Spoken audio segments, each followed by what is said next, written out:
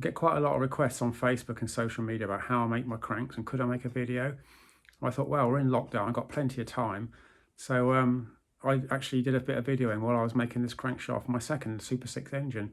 So it's not great, but it might give you an idea of how I do it using very minimalistic tools and equipment in my small garage at home. I don't send anything out, it's all done here, everything.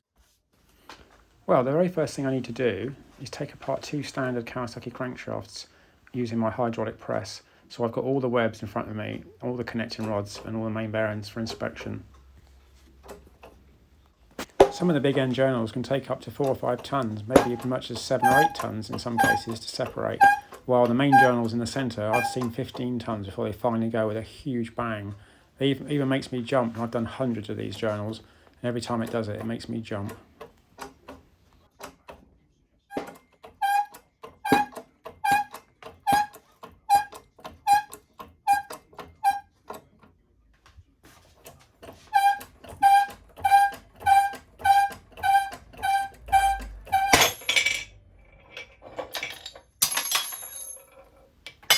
It's so nice to see all the parts in such immaculate condition, considering this engine's 45 years old.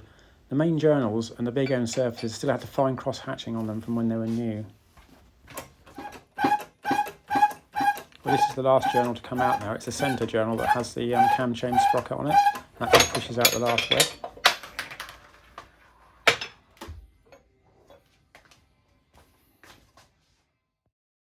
Well, here's some of the stripped down parts on the bench ready to be cleaned.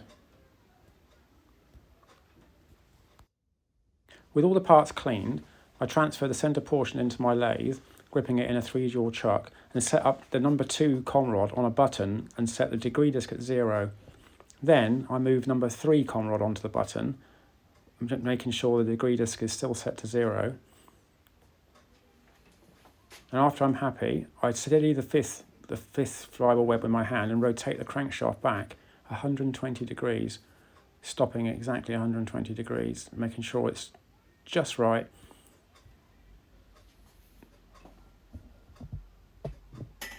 Then when I'm absolutely happy, just double check the degrees. Yep, that's still 120. Everything looks good, it's all square, everything's engaged.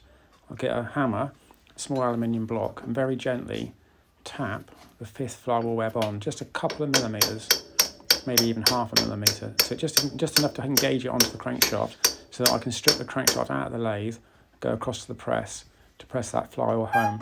So here I am back on the press, pressing the flywheel home. It's quite a long job pressing down because you have to build the pressure up on my hand operated press. You keep going until it snaps shut tight.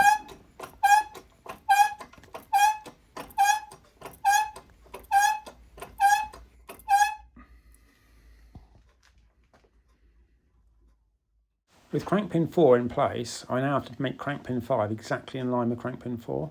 I do this on my milling machine. I'll be explaining in more detail how this is done a bit later on in the video.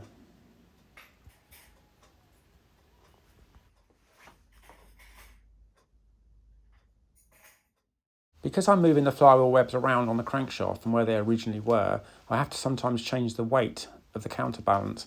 To do this, I get an old web that I'm not using, cut off the material to the right sort of size, weld it onto the flywheel that I want to change the weight. Then I put it in my lathe and turn the outside diameter correct using a tip tool. The material is actually quite hard, so it takes a bit of cutting, and I use the automatic feed, but it does actually cut quite nice for a hard metal.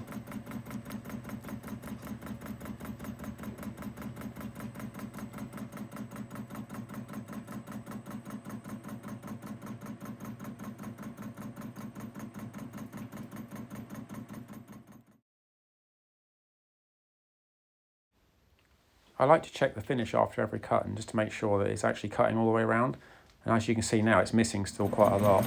But after several cuts, we get down to the finished diameter.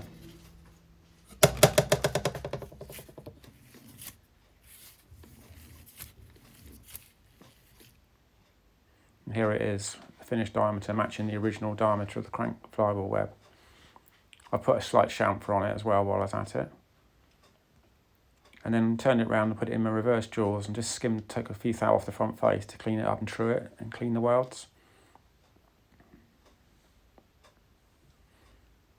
And then transferred it to my milling machine and skimmed the edges flat because they were actually curved, because this is a different Flywheel Web I'm copying, and the one I'm copying shows flat sides, this one had radius sides.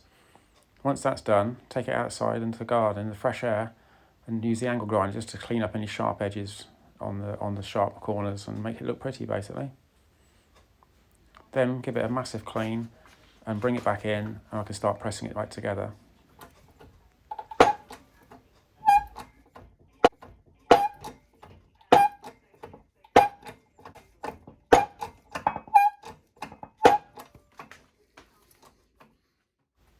After pressing on the web, I put the crankshaft back in the lower case, set up my DTI and check the run out. If it's running out a little bit, what you do, you hit the web with a copper hammer, quite a big copper hammer, and you'd be amazed how hard you have to hit it, but you hit the side of the web and you can move it until it's running true. I like to get my crankshafts better than 1/1000th of an inch total run out if possible, which is well within the standard build specification for the Kawasaki Z1. With the crankshaft back in the lathe, on goes another web, as described earlier, engaging the little end eye on the button on the tool post, and then rotating, holding that web still and rotating the crankshaft back.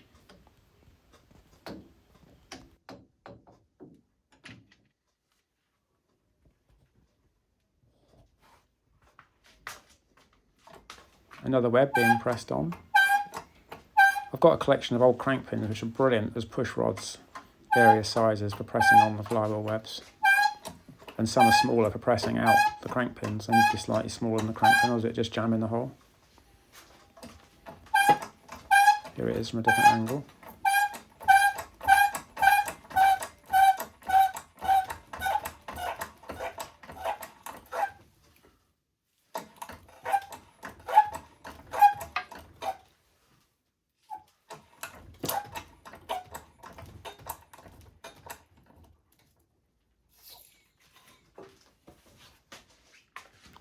I just thought I'd trial fit the crankshaft, the part-built crankshaft, in the crankcases to make sure it all rotates still with 5 connection rods connected.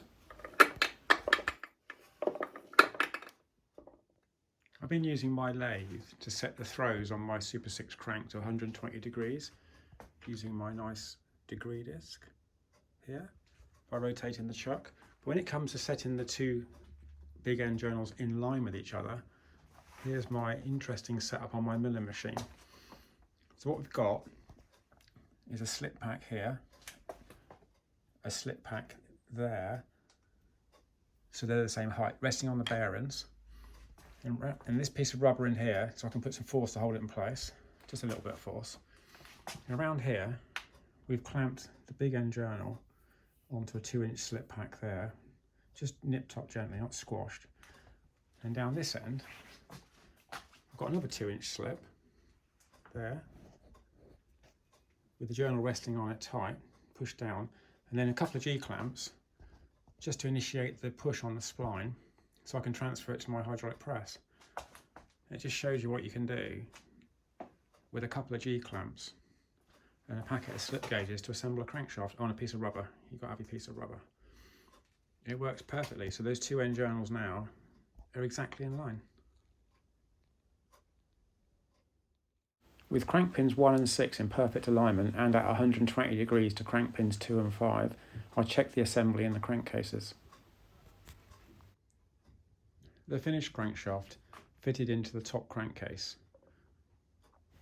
I'm really pleased how this crankshaft turned out. It rotates so freely, and as you probably heard from my startup videos, it certainly revs.